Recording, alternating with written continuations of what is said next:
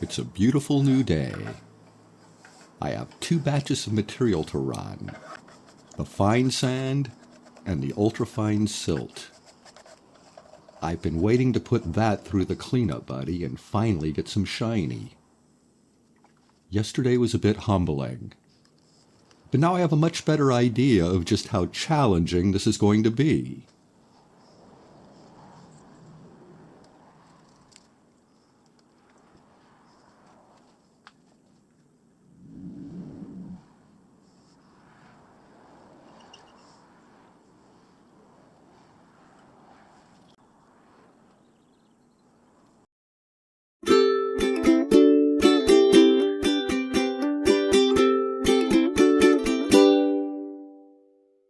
Now that I'm retired, I finally have time to figure out what I want to be when I grow up. My initial plan was to run the medium and fine sands, then reduce it all down with a mortar and pestle, then run it again. But the first medium sand was difficult to work with. It didn't crush down as readily as I had imagined it would. It was a healthy dose of reality that inspired some fresh thinking.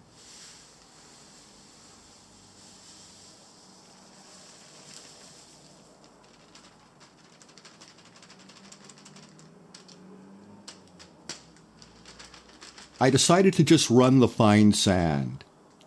Then I'll pan out the concentrates to see if there's anything interesting. Then I'll run the ultrafine silt. Hopefully we'll see some gold today.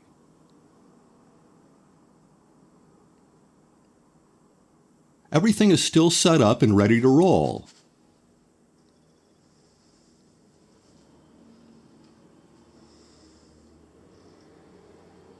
I added some water to the fine sand. I want to get the mixture just right. Too dry, it tends to clump. Too soupy, and it's hard to get a good scoop.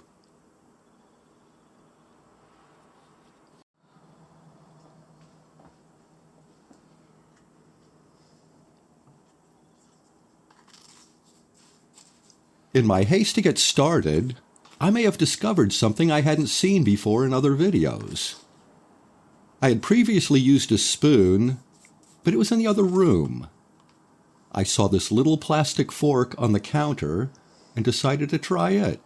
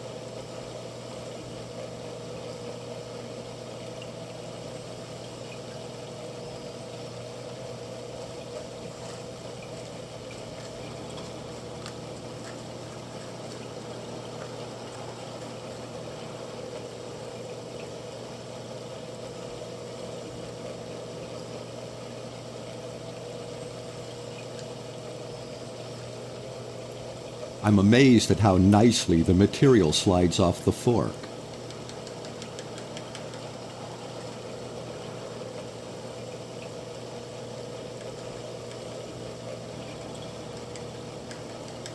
It seems like the tines have a low coefficient of friction, and the spaces between them seems to create cracks in the structure of the material.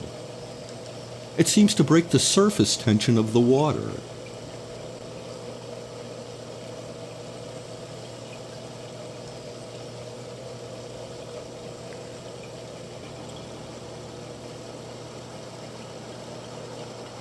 The fine sand ran very well. It flowed much more nicely over the mat.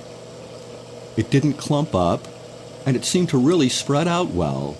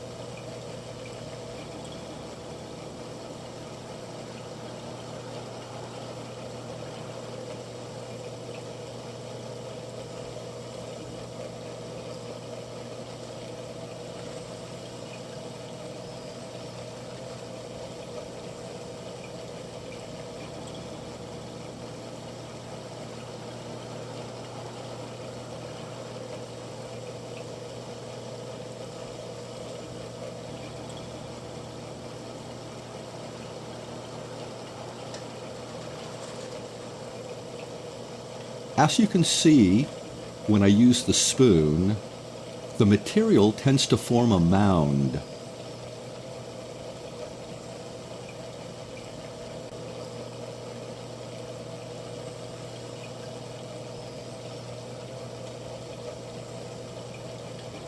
It clings and doesn't want to slide off, even when the spoon is shaken and tapped. The fork seemed to shed the material more efficiently. I really liked the way it performed.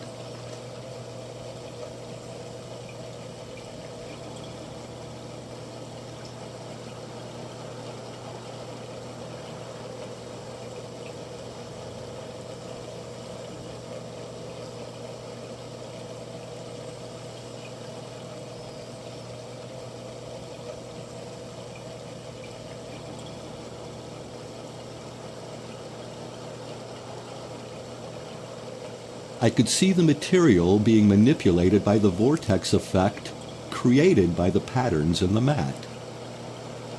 The lighter pieces getting lifted up and being sent down into the tailings pan.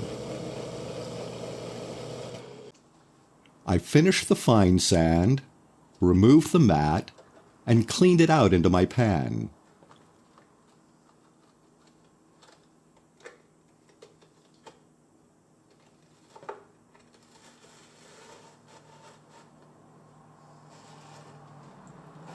I was cautiously optimistic when I panned out the concentrates. It wouldn't be a huge disappointment if it came up empty. I had looked through those bags and hadn't seen any signs of gold at all.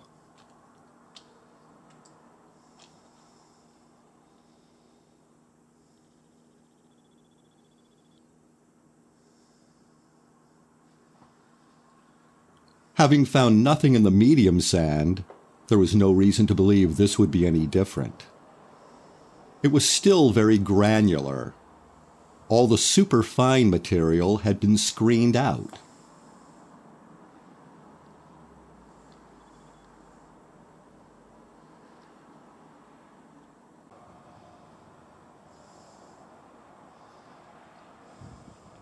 There wasn't a lot of concentrates, and it didn't take long to look it over.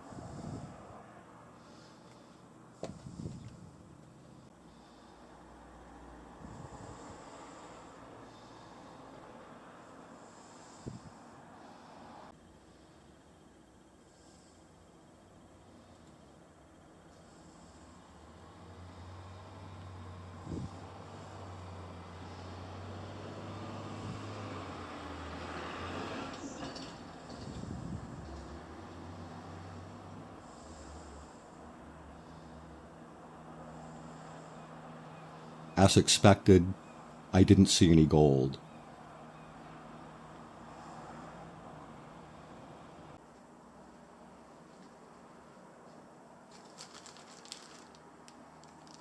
But now I can finally run the silt. It's not unreasonable to expect to see some gold.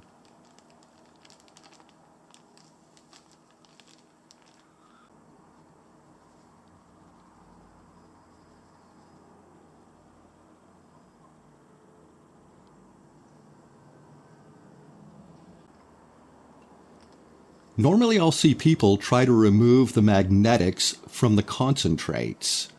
I thought it may be better to remove it before I ran the material.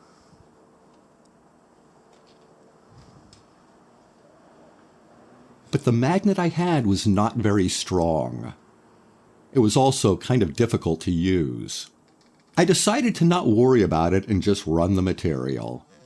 The magnet wasn't really pulling much out anyway. And the suspense was killing me. This is likely where some gold would be.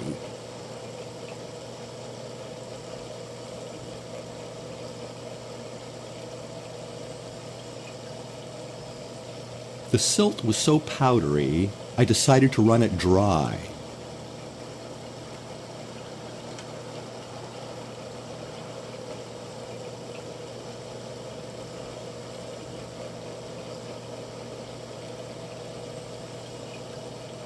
It sifted off the spoon so very easily and ran so very nicely.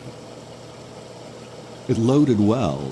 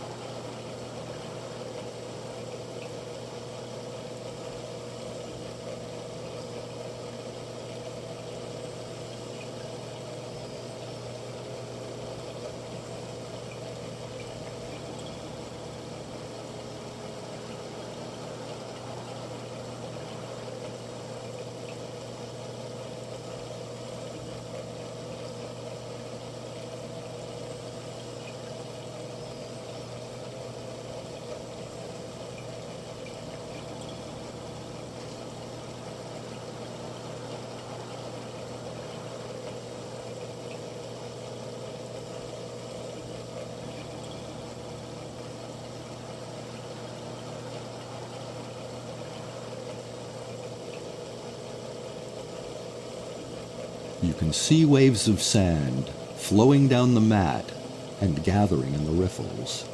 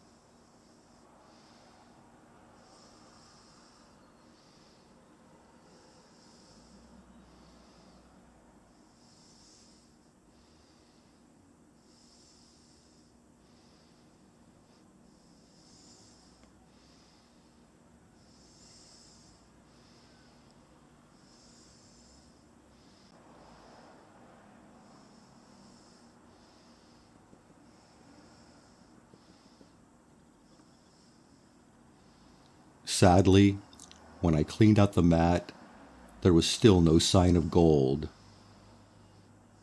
Of course, there was also no sign of black sand either.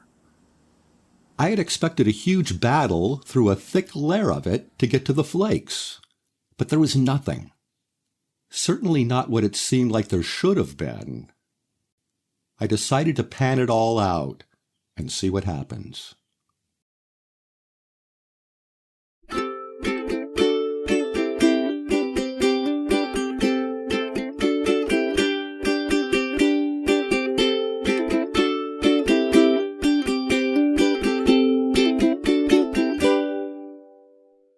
Now that I'm retired, I finally have time to figure out what I want to be when I grow up.